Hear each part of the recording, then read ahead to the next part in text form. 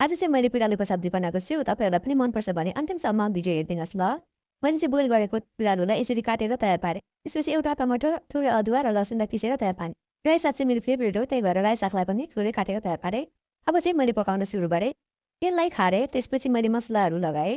त्यसपछि मसिनो काटेको प्याज र सुकेको खोर्सानीलाई हल्का रेड हुने गरी पकाउने। त्यसपछि अघि बनाएको टमाटर, अदुवा, लसुनको पेस्टलाई हालिदिने। त्यसपछि रेड चिल्ली पाउडरलाई पनि थोरै हालिदिने। त्यसपछि यो पेस्टहरूलाई चाहिँ राम्ररी छोपेर तेल नछुटिन्जेलसम्म पकाउनुपर्छ। यसरी तेल सुटिसकेपछि माथिबाट पिँडालुलाई राखिदिने। त्यसपछि जिरा धनियाँको धुलो र बेसालाई पनि राखिदिने र मसलालाई राम्रोसँग पाक्न दिने। त्यसपछि स्वाद अनुसारको नुन लगाउने र थोरै पानी हालेर हल्का ग्रेभी बनाउने।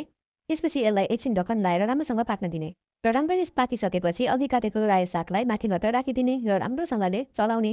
रायो साग लगाइसकेपछि 1 मिनट जति पकाउने, त्यसपछि खानाको लागि रेडी हुन्छ। अब भने पिँडालुको सब्जी तयार भयो। तपाईँहरूलाई आजको मेरो रेसिपी कस्तो लाग्यो, मन पर्यो भने कमेन्ट गर्नुहोला। तपाईँहरूले मेरो युट्युब च्यानललाई सब्सक्राइब गरेको छैन भने सब्सक्राइब पनि गरिदिनु होला। Thanks for watching. बाई।